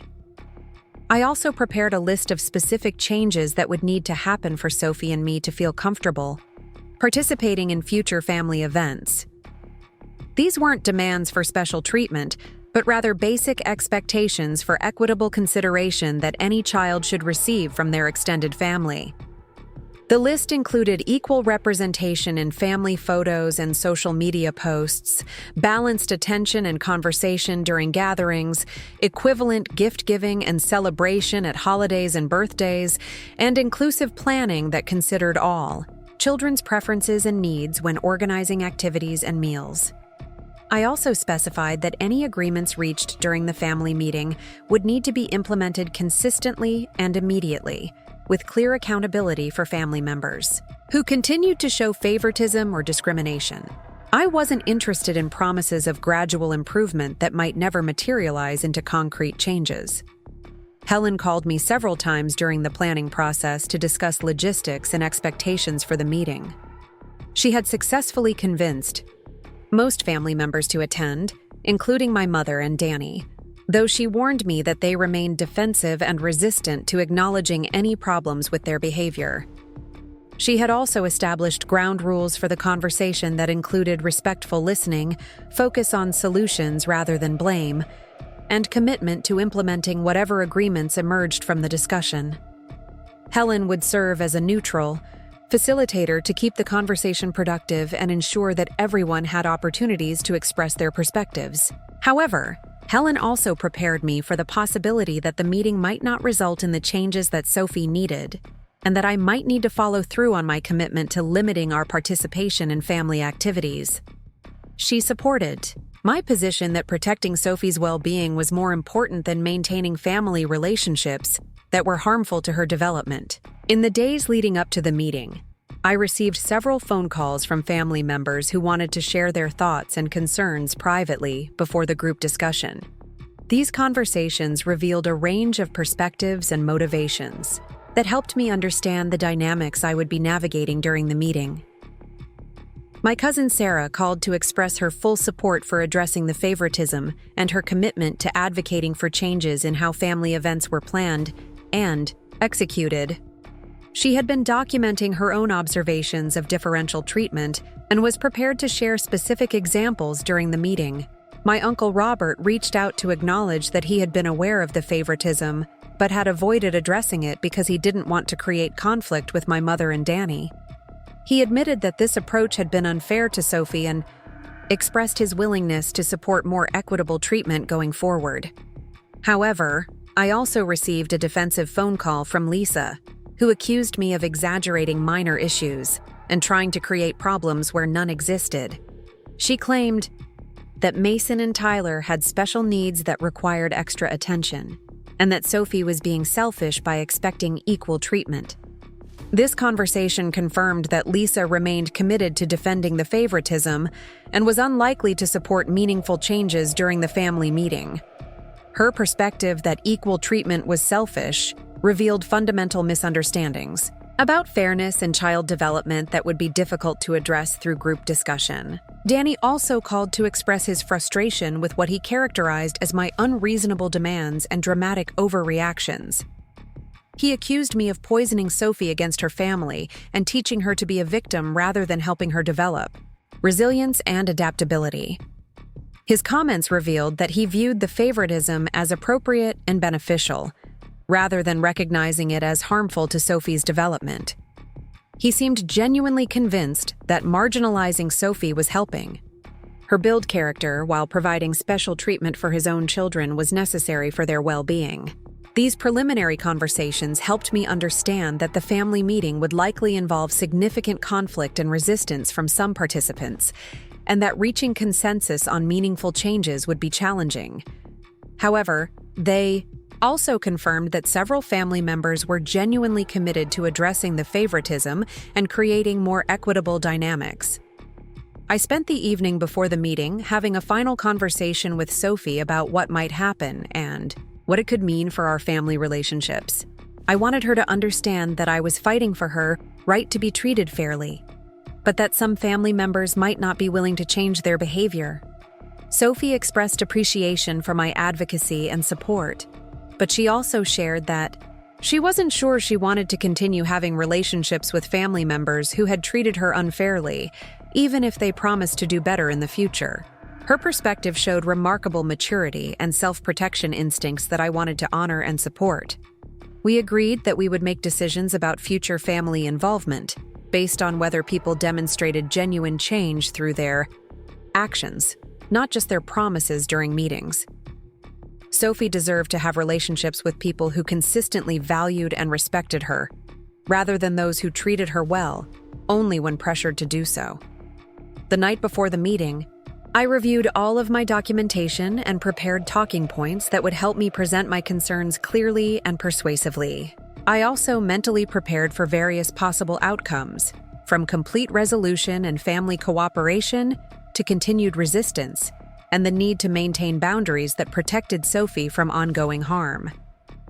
Regardless of what happened during the meeting, I felt confident that I had done everything possible to advocate for my daughter's rights and well-being. The documentation, research, and external validation had strengthened my understanding of the situation and my commitment to demanding appropriate treatment for Sophie. Most importantly, Sophie knew that I was willing to prioritize her dignity and worth over family politics and social comfort. This knowledge would serve her well throughout her life, teaching her that she deserved respect and consideration in all of her relationships, and that people who truly loved her would demonstrate that love through consistent, equitable treatment. The family meeting took place on a crisp October afternoon at Great Aunt Helen's house, a neutral location that felt safer than anyone's personal home. I arrived early with my carefully organized folder of documentation, feeling nervous but determined to present the evidence clearly and advocate effectively for Sophie's rights. Helen had arranged chairs in a circle in her living room, creating an environment that encouraged equal participation rather than hierarchical dynamics. As family members arrived, the tension in the room was immediately apparent. My mother entered. With a tight smile and defensive posture, while Danny and Lisa appeared visibly annoyed about having to attend what they clearly viewed as an unnecessary and problematic gathering. However, I was encouraged to see that several family members I hadn't expected showed up, including my Uncle Robert, Cousin Mark, and even my elderly grandfather, who rarely participated in family discussions but had made a special effort to be present. Helen began the meeting by establishing ground rules and explaining the purpose of our gathering. She emphasized that we were there to discuss concerns about fairness and inclusion in family events, with the goal of ensuring that all children felt valued and respected during gatherings and celebrations. She made it clear that personal attacks and defensive arguments would not be tolerated, and that everyone would have opportunities to share their perspectives respectfully. When Helen invited me to present my concerns, I opened my folder and began sharing the documentation I had compiled over the previous weeks. I showed photo comparisons that clearly illustrated how Sophie was consistently positioned in background locations, while Mason and Tyler were featured prominently in family pictures. The visual evidence was undeniable and created an uncomfortable silence in the room as family members recognized patterns they had previously ignored or dismissed. I then shared examples from social media posts that demonstrated the differential celebration and recognition given to different children in our family. The contrast was stark and obvious, with elaborate posts featuring the twins' accomplishments and activities, while Sophie's achievements received minimal attention or acknowledgement. Several family members shifted uncomfortably in their seats as they realized how their own posting patterns had contributed to this imbalance. The gift-giving analysis was particularly powerful because it involved concrete financial investments that clearly showed prioritization of some children over others. I had documented 3 years of holiday and birthday presents, revealing consistent patterns where Mason and Tyler received more expensive, more thoughtful, and more numerous gifts, while Sophie was given generic or practical items that showed little consideration for her interests or preferences. My mother attempted to interrupt several times during this presentation, claiming that I was taking innocent decisions out of context and creating problems where none existed. However, Helen firmly redirected her to wait for the designated response time, maintaining the structure that allowed for complete presentation of concerns before defensive reactions. When I shared the external observations from Sophie's teacher, our neighbor, and her pediatrician, the mood in the room shifted noticeably. These perspectives from people outside our family dynamics provided objective validation that the favoritism was obvious and harmful, making it difficult for anyone to dismiss my concerns as oversensitivity or misunderstanding. Sophie's teachers. Comments about her withdrawn behavior and feelings of inadequacy after family gatherings were particularly impactful because they demonstrated real consequences of the differential treatment. Our neighbors' observations about the obvious marginalization during backyard barbecues showed that the favoritism was visible to casual observers, not just anxious parents looking for problems. The most powerful moment came when I shared some of Sophie's own words and questions about why her family members seemed to love her cousins more than they loved her. The room fell completely silent as I read her innocent inquiry about whether there was something wrong with her that made her less deserving of attention and care. Several family members visibly emotional during this part of the presentation, and I could see that the impact on Sophie was finally becoming real and personal for people who had previously been able to rationalize or ignore the favoritism. My cousin Sarah wiped away tears, and even my usually stoic Uncle Robert appeared deeply affected by hearing about Sophie's emotional struggles. When I finished presenting my documentation, Helen opened the floor for responses and discussion. My mother was the first to speak, and her reaction revealed the depth of her resistance to acknowledging any problems with her behavior. She claimed that I had deliberately misrepresented innocent family dynamics, and that I was teaching Sophie to be a victim rather than helping her develop strength and resilience.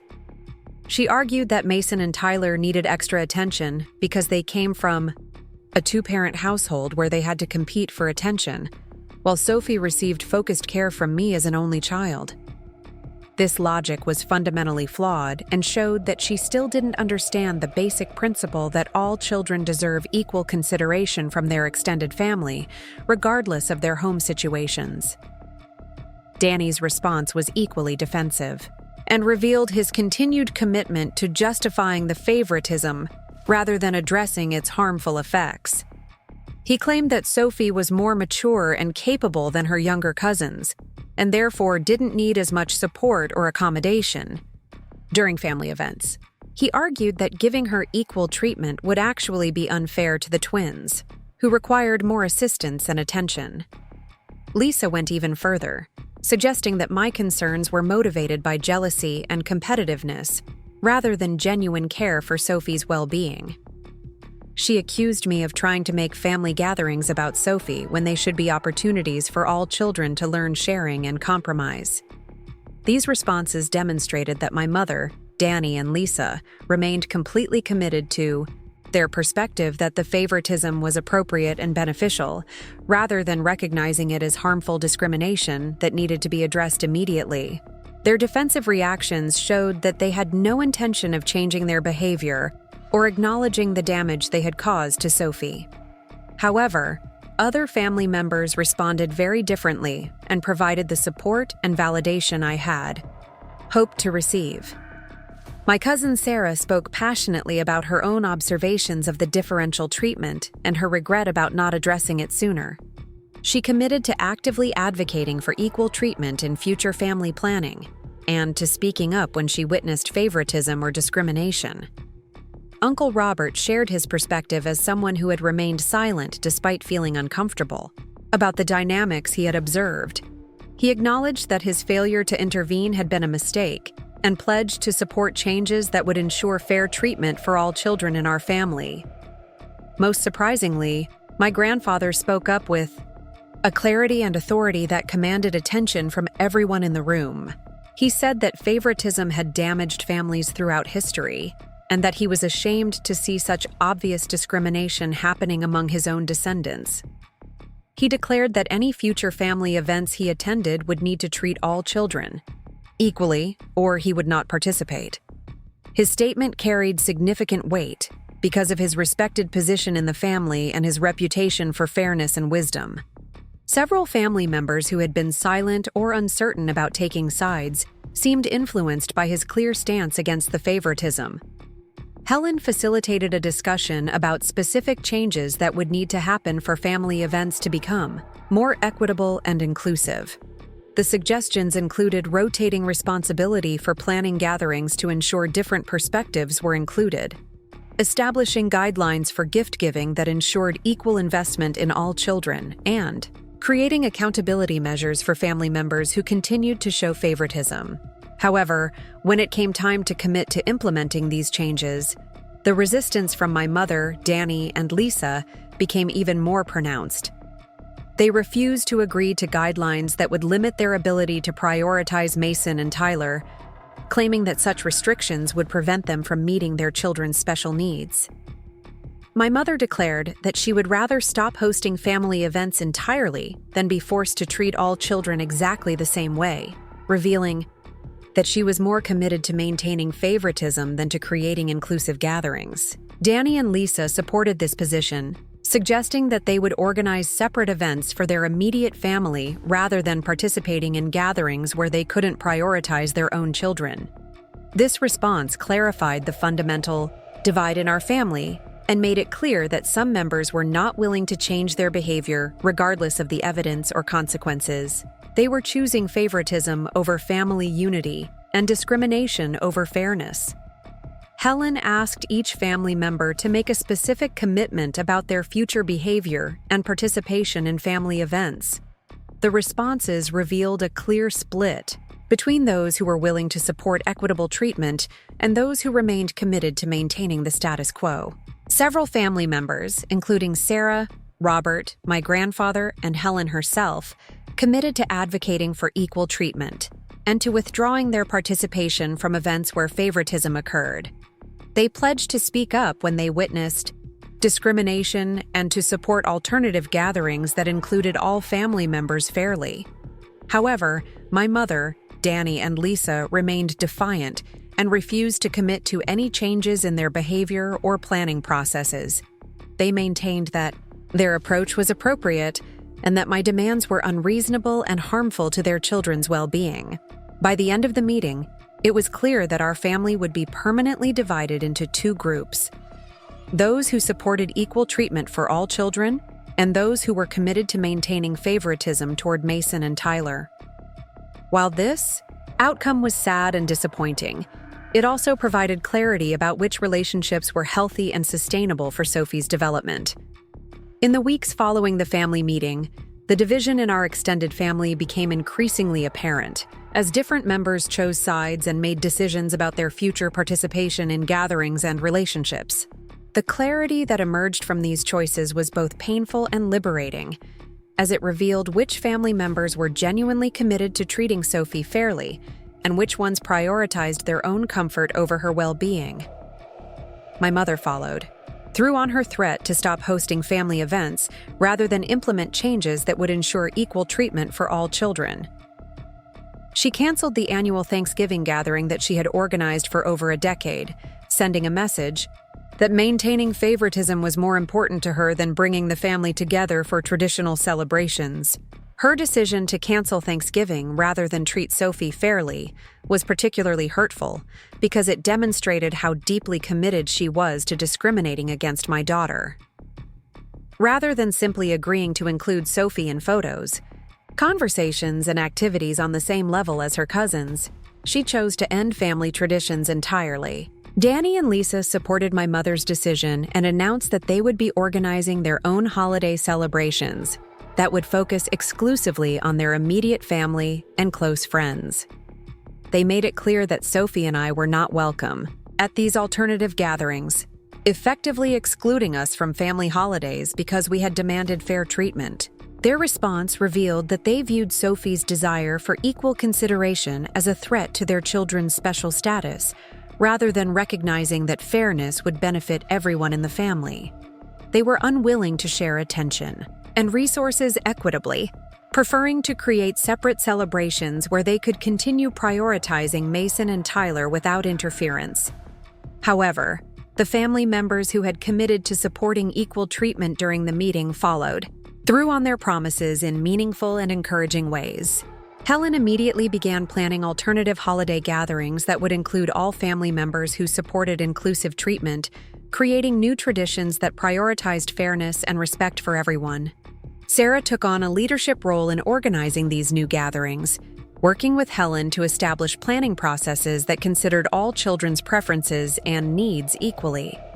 They created rotating responsibilities for different aspects of events, ensuring that no single person could impose favoritism or discrimination on the group. Uncle Robert and my grandfather both made significant efforts to build stronger relationships with Sophie, acknowledging that they had previously failed to give her adequate attention and consideration. They began including her in activities and conversations more intentionally, and they made sure to celebrate her accomplishments and interests with the same enthusiasm they showed for other family members. My cousin Mark, who had been relatively quiet during the family meeting, emerged as an unexpected ally who was particularly good at engaging with Sophie and making her feel valued during gatherings. He made a point of asking about her school projects, remembering her interests, and including her in adult conversations in age-appropriate ways. These positive changes in how Sophie was treated by supportive family members helped her begin to heal from the damage caused by months of marginalization and discrimination. She started to understand what healthy family relationships should look like, and she began to expect fair treatment as a normal part of family interactions. The contrast between the two groups of family members became increasingly clear during holiday season. While my mother, Danny, and Lisa organized elaborate celebrations for Mason and Tyler that excluded other family members, Helen's alternative gatherings focused on including everyone and creating positive experiences for all participants. At Helen's Thanksgiving celebration, Sophie was involved in planning the menu, helped with decorating, and was featured prominently in family photos alongside her cousins and other relatives. The conversation during dinner included questions about her school activities, recognition of her recent achievements, and genuine interest in her thoughts and opinions. The difference in how Sophie felt after these inclusive gatherings compared to previous family events was dramatic and immediately apparent. She came home energized and happy, talking excitedly about the conversation she had participated in and the attention she had received from relatives who were genuinely interested in her life. However, the separation from my mother, Danny, and Lisa was emotionally difficult despite being necessary for Sophie's protection. She had lost relationships with her grandmother, uncle, and aunt, who had been important figures in her life, even though those relationships had become harmful and damaging. Sophie went through a grieving process as she came to terms with the reality that some family members had chosen favoritism over fairness and discrimination over inclusion. She needed time and support to understand that their choices reflected their own limitations rather than her worthiness of love and respect.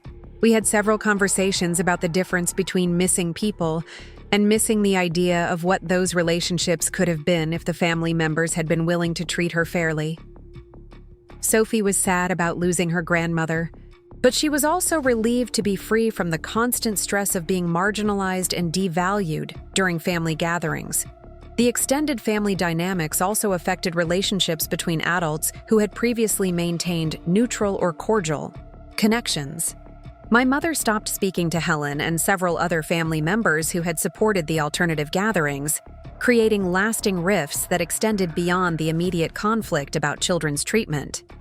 Lisa began posting passive-aggressive messages on social media about family loyalty and the importance of supporting relatives through difficult times, clearly directed at family members who had chosen to prioritize Sophie's fair treatment over maintaining relationships with people who discriminated against her. Danny made several attempts to contact me directly to convince me to reconsider my position and return to family events where Sophie would continue to be treated as secondary to his children. His appeals focused on family unity and tradition, rather than acknowledging any problems with the favoritism or committing to changes that would protect Sophie. These continued attempts to pressure me into accepting discriminatory treatment for Sophie confirmed that I had made the right decision in establishing clear boundaries and consequences. The family members who had chosen favoritism were not willing to change their behavior, and they continued to view Sophie's equal treatment as unreasonable and problematic. However, the support from family members who had committed to fairness continued to grow stronger and more meaningful over time. They began organizing regular activities and gatherings that included Sophie as a valued participant, creating new traditions and relationships that were based on mutual respect and genuine care. Helen started hosting monthly family dinners that rotated between different relatives' homes, ensuring that planning responsibilities and costs were shared equitably. These gatherings became opportunities for Sophie to build stronger connections with family members who treated her well, while avoiding exposure to relatives who remained committed to discrimination. Sarah began including Sophie in special outings and activities with her own children, creating cousin relationships that were based on fairness and mutual enjoyment, rather than the competitive dynamics that had been fostered by the favoritism. Sophie thrived in these environments where she was valued and included naturally. The contrast between Sophie's emotional well-being in inclusive versus discriminatory environments became a powerful reminder of why the boundaries and consequences had been necessary.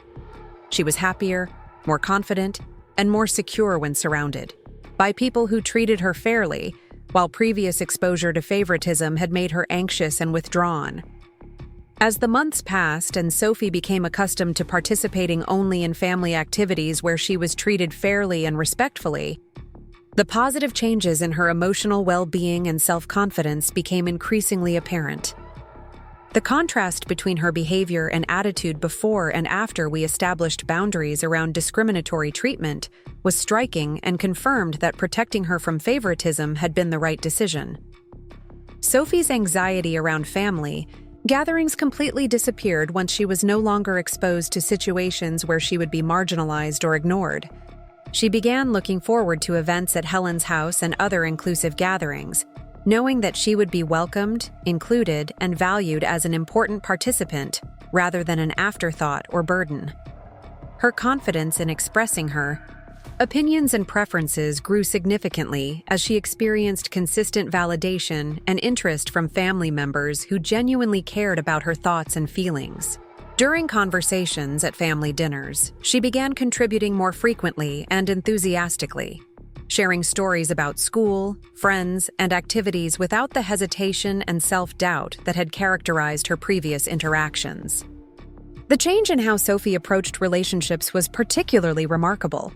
She began expecting fair treatment as a normal part of interactions with others, rather than accepting marginalization as something she had to tolerate to maintain connections. This shift in expectations was crucial for her future relationships and would help her avoid accepting mistreatment from friends, romantic partners, and colleagues throughout her life. Sophie also developed a stronger sense of her own worth and importance that wasn't dependent on other people's approval or attention. While she still enjoyed being celebrated and recognized, she no longer desperately sought validation from people who had previously withheld it. Her self-esteem became more stable and internally grounded rather than fluctuating based on how others treated her. The healing process wasn't immediate or without challenges. Sophie occasionally expressed sadness about missing her grandmother and uncle, particularly during holidays and special occasions when their absence was most noticeable. She needed ongoing support to understand that grieving these relationships was normal and healthy, even though ending them had been necessary for her protection. We had many conversations about the difference between forgiveness and accepting ongoing mistreatment. I wanted Sophie to understand that she could forgive family members who had hurt her without needing to expose herself to continued discrimination. Forgiveness didn't require her to pretend that harmful behavior was acceptable or to maintain relationships with people who refused to treat her fairly. Sophie's academic performance also improved as her emotional stability increased, and she no longer carried the stress and confusion of family favoritism into her school environment. Her teacher noticed that she was more focused, confident, and socially engaged with her classmates, and her grades reflected her improved emotional state. The positive changes in Sophie's behavior and well-being were noticed by other adults in her life, including her pediatrician, who commented on her increased confidence and emotional security during routine appointments. Our neighbor, Mrs. Chen, mentioned that Sophie seemed happier and more relaxed during our conversations in the yard. Sophie began developing closer friendships with children at school as her social confidence grew, and she became more willing to initiate activities and conversations. She was no longer preoccupied with trying to earn acceptance from people who were determined to withhold it, which freed her energy for building genuine connections with peers who appreciated her friendship. Her relationship with me also strengthened as she saw that I was willing to prioritize her well-being over social comfort and family politics. She began trusting that I would protect her from harmful situations and advocate for her rights, which allowed her to feel more secure and supported in facing challenges and difficulties. Sophie started expressing interest in activities and hobbies that she had previously been hesitant to pursue, partly because she was no longer worried about being compared unfavorably to her cousins or having her interests dismissed by family members. She joined the school art club, began taking piano lessons, and expressed interest in trying soccer. The freedom to explore her own interests without constant comparison to Mason and Tyler was liberating for Sophie and allowed her personality to develop more naturally. She was no longer trying to compete for attention or prove her worth through achievement, but rather pursuing activities because they brought her joy and satisfaction. Sophie's emotional vocabulary and understanding of relationships also expanded as we discussed the family dynamics and her experiences. She learned to identify unfair treatment, express her feelings about discrimination, and advocate for herself when situations weren't equitable or respectful. These skills would serve her well throughout her life as she encountered various social and professional situations where fairness and respect weren't automatically given. she was developing the tools to recognize problematic dynamics and respond appropriately rather than accepting mistreatment as normal or inevitable. The transformation in Sophie's relationship with food and celebration was also significant. She no longer associated special occasions with anxiety about being excluded or marginalized, and she began enjoying parties, holidays, and gatherings without the stress that had previously characterized these events. At Helen's family gatherings, Sophie participated enthusiastically in meal planning, helped with preparations, and enjoyed being included in all aspects of the celebrations. Her appetite and enjoyment of food returned to normal levels as she was no longer stressed about whether she would receive adequate portions or consideration during family meals. Sophie's creativity and self-expression flourished as she felt more secure and valued in her family relationships. She began writing stories, creating artwork, and expressing herself through various creative outlets without worrying about whether her efforts would be appreciated or acknowledged by family members. The development of Sophie's sense of justice and fairness was another positive outcome of our experiences with family favoritism. She became more aware of inequitable treatment in various situations and was willing to speak up when she witnessed discrimination or unfairness affecting herself or others. At school, Sophie began advocating for classmates who were being excluded or treated unfairly, drawing on her own experiences to recognize when others needed support and protection. Her teacher praised her empathy and leadership in creating more inclusive dynamics in their classroom. Sophie's understanding of family relationships evolved to include the recognition that blood relationships don't automatically guarantee love, respect, or fair treatment. She learned that chosen family and friendships could be more valuable and supportive than biological connections that were characterized by discrimination or mistreatment. This mature understanding of relationships would help Sophie make healthy choices about the people she allowed into her life as she grew older. She would be less likely to tolerate abusive or disrespectful treatment from romantic partners, friends, or colleagues because she had learned early that she deserved better. Almost a year after the family meeting that had divided our relatives into two distinct camps, an unexpected event forced a final confrontation that would permanently establish the new dynamics and relationships within our extended family. My mother's 70th birthday was approaching, and the question of how to acknowledge this milestone became a test of whether any reconciliation was possible or whether the divisions were truly permanent. Helen received a phone call from my mother requesting that she organize a birthday celebration that would bring the entire family together, including Sophie and me. This invitation came as a surprise because my mother had maintained her position that she would not participate in events where she was required to treat all children equally, and she had shown no indication of willingness to change her behavior or acknowledge the harm caused by her favoritism. When Helen asked my mother about her expectations for how children would be treated at this birthday celebration, the conversation revealed that she still had no understanding of the problems her behavior had created or any intention of modifying her approach. She expected Sophie to attend and participate in her birthday party while continuing to receive less attention and consideration than Mason and Tyler. My mother's proposal was that we could all move past the misunderstanding about family dynamics and return to previous patterns of interaction without addressing any of the fundamental issues that had caused the conflict. She seemed to believe that enough time had passed for everyone to forget about the favoritism and discrimination, and that family relationships could resume without any acknowledgement or change. Helen explained that the family members who had committed to supporting equal treatment would not participate in events where favoritism continued, and that any celebration for my mother would need to include all children fairly. She offered to help organize a birthday party that demonstrated respect and inclusion for everyone, including specific guidelines for how children would be featured in activities, photos, and conversations. My mother's response to these conditions was immediate rejection and anger. She accused Helen of trying to control her birthday celebration and demanded that family members choose between supporting her or continuing to enable my unreasonable demands for special treatment for Sophie.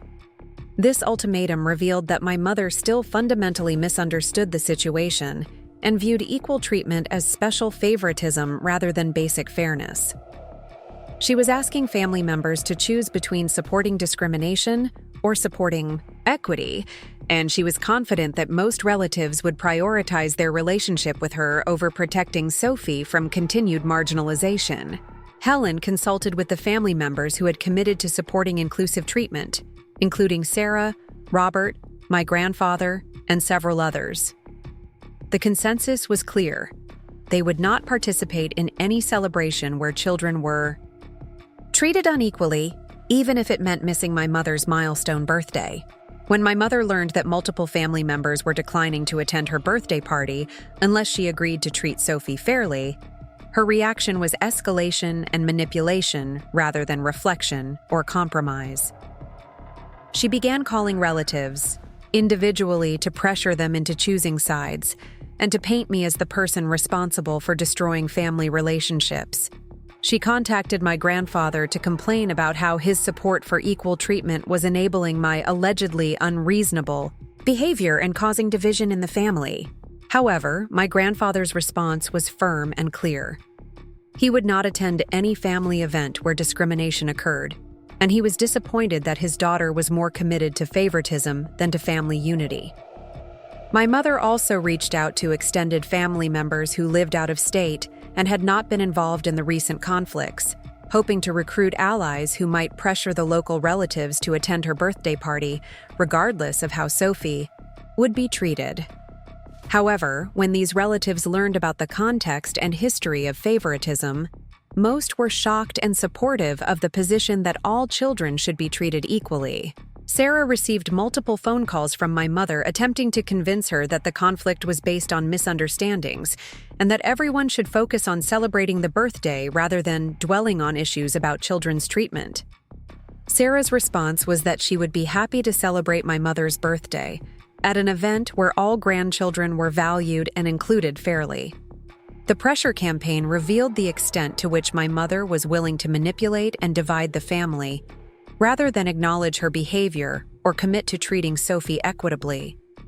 She was investing significant time and energy in trying to force family members to accept discrimination rather than simply agreeing to basic fairness. Danny and Lisa supported my mother's efforts and began organizing an alternative birthday celebration that would exclude family members who had demanded equal treatment for children. This separate event would allow them to continue their patterns of favoritism without interference from relatives who objected to discriminatory behavior. Their decision to create a celebration that specifically excluded advocates for fairness demonstrated their continued commitment to maintaining discrimination as a central feature of family gatherings. They were choosing division over inclusion and favoritism over unity. However, the attempt to pressure family members into accepting continued favoritism ultimately backfired and strengthened the resolve of those who had committed to supporting equal treatment.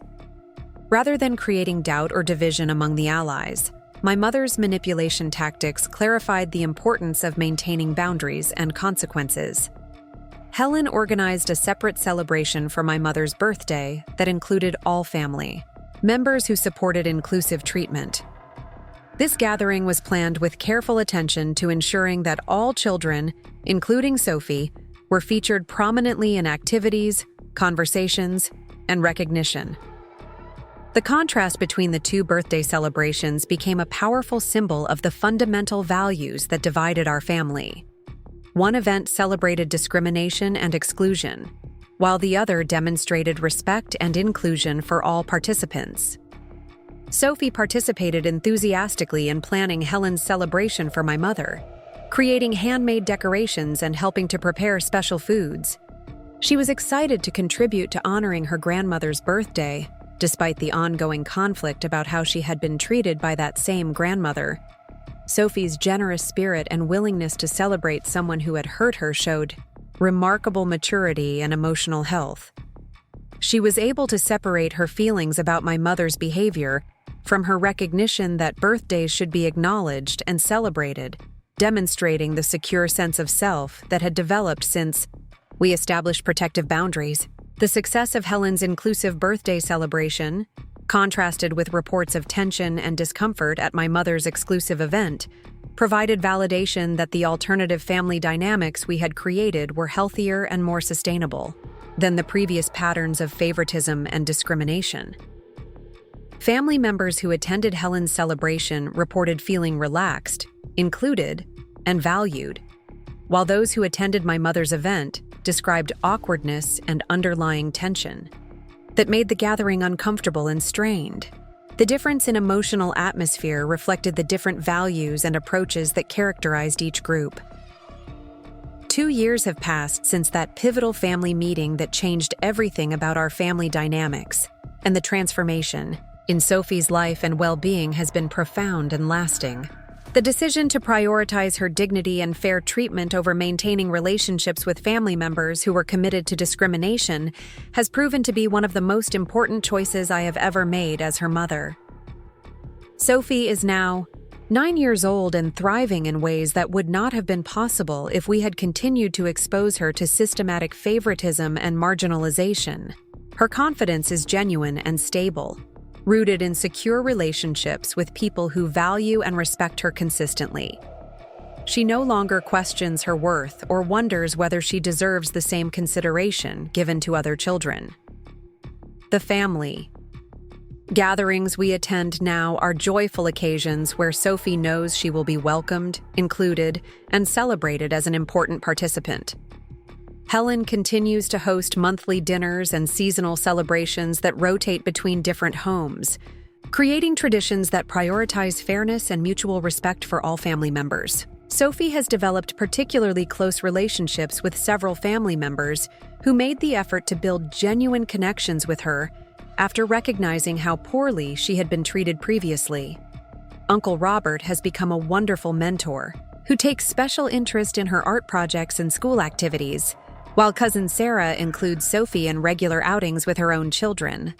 My grandfather, who is now 85, has made Sophie a priority in ways that have deeply enriched both of their lives. He attends her school performances, remembers her interests and achievements, and treats her with the same enthusiasm and pride he shows for all his grandchildren. Their relationship has become one of the most treasured aspects of Sophie's family experience. The new family traditions we have created center around inclusion, creativity, and genuine connection rather than performance or competition. During holiday gatherings, all children participate equally in activities like cooking, decorating, and gift exchanges. Photo sessions include everyone prominently, and conversations at dinner tables make space for all voices and perspectives. Sophie has learned to expect this level of respect and consideration as normal, which has positively influenced her relationships outside the family as well. She advocates for herself and others when situations aren't fair, and she gravitates toward friendships with children who treat her kindly and respectfully. The contrast with her cousins Mason and Tyler has become increasingly apparent as they have grown older and continued to experience preferential treatment from my mother, Danny and Lisa. While Sophie has developed independence, empathy, and resilience through facing challenges and learning to value herself appropriately, the twins have struggled with the unrealistic expectations and artificial protection that favoritism provides. Reports from extended family members who maintain contact with both sides of our divided family suggest that Mason and Tyler have difficulty coping with normal disappointments and challenges because they have been sheltered from these experiences through excessive accommodation and special treatment. They expect to be prioritized in all situations and become upset when they encounter environments where they are treated the same as other children. Sophie, by contrast, has learned to navigate various social situations with confidence and adaptability because she has developed genuine coping skills and self-worth rather than depending on preferential treatment from others.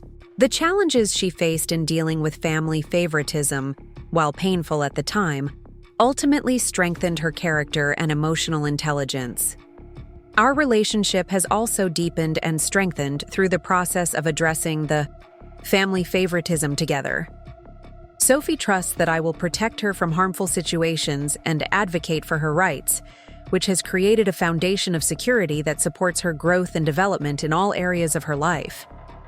The academic and social improvements that began shortly after we established boundaries around discriminatory treatment have continued and expanded. Sophie excels in school, participates actively in extracurricular activities, and has developed leadership skills that she uses to create more inclusive environments for other children. Her teachers consistently praise her empathy, fairness, and willingness to include classmates who might otherwise be left out of social activities. The lessons she learned about the importance of equal treatment and the harm caused by favoritism have made her a powerful advocate for other children who face discrimination or exclusion. Sophie has also maintained her generous spirit toward family members who treated her poorly, while developing healthy boundaries that protect her from further harm. She occasionally expresses sadness about missing her grandmother, uncle, and aunt, but she understands that maintaining distance is necessary for her well-being. We have had ongoing conversations about forgiveness, boundaries, and the difference between loving people and accepting mistreatment from them. Sophie has developed a mature understanding that she can care about family members while also recognizing that their choices make healthy relationships impossible. The extended family members who chose to support equal treatment have created a network of relationships that is stronger and more meaningful than the previous dynamics that were based on favoritism and competition. The new traditions and gatherings focus on genuine connection, mutual support, and shared values rather than hierarchy and preferential treatment. Helen has become a particularly important figure in Sophie's life, serving as a grandmother figure who demonstrates consistent love, respect, and fair treatment. Their relationship shows Sophie what healthy family connections should look like and provides a positive model for her understanding of intergenerational relationships. The decision to prioritize Sophie's fair treatment over family politics has also influenced other relatives to examine their own behavior and relationships more carefully. Several family members have reported making changes in how they interact with children in various situations, becoming more aware of favoritism and working to ensure more equitable treatment. Our story has become an example within our community of the importance of protecting children from discrimination, even when it comes from family members. Other parents have reached out to share their own experiences with favoritism and to seek advice about how to address similar situations in their families. Sophie and I now volunteer with organizations that support children who face various forms of discrimination and exclusion. We help facilitate workshops for parents about recognizing and addressing favoritism, and Sophie shares her perspective with other children who are dealing with unfair treatment from family members. The transformation in our lives has been comprehensive and lasting. Sophie has grown into a confident, empathetic, and resilient child who expects fair treatment and advocates for herself and others. Our family relationships are now based on mutual respect and genuine care rather than obligation and tolerance of harmful behavior. While the division in our extended family was painful and difficult, it ultimately led to healthier dynamics and more authentic connections. The family members who remained in our lives after we established boundaries around discrimination have proven to be more valuable and supportive than the relationships we lost by refusing to accept favoritism. Sophie knows that she is loved, valued, and respected by the people who matter most in her life. She has learned that her worth is not dependent on other people's approval or treatment, and that she deserves relationships characterized by fairness, kindness, and genuine care. The lessons from our experience with family favoritism will serve Sophie throughout her life as she encounters various situations where equity and respect are not automatically provided. She has the tools to recognize problematic dynamics, advocate for herself and others, and build relationships that support her growth and well-being. Most importantly, Sophie understands that standing up for what is right, even when it is difficult or creates conflict, is always worth the effort. She has seen firsthand that protecting dignity and fairness leads to stronger, healthier relationships and greater personal fulfillment than accepting mistreatment for the sake of maintaining artificial peace. Up next, you've got two more standout Stories right on your screen. If this one hit the mark, you won't want to pass these up. Just click and check them out.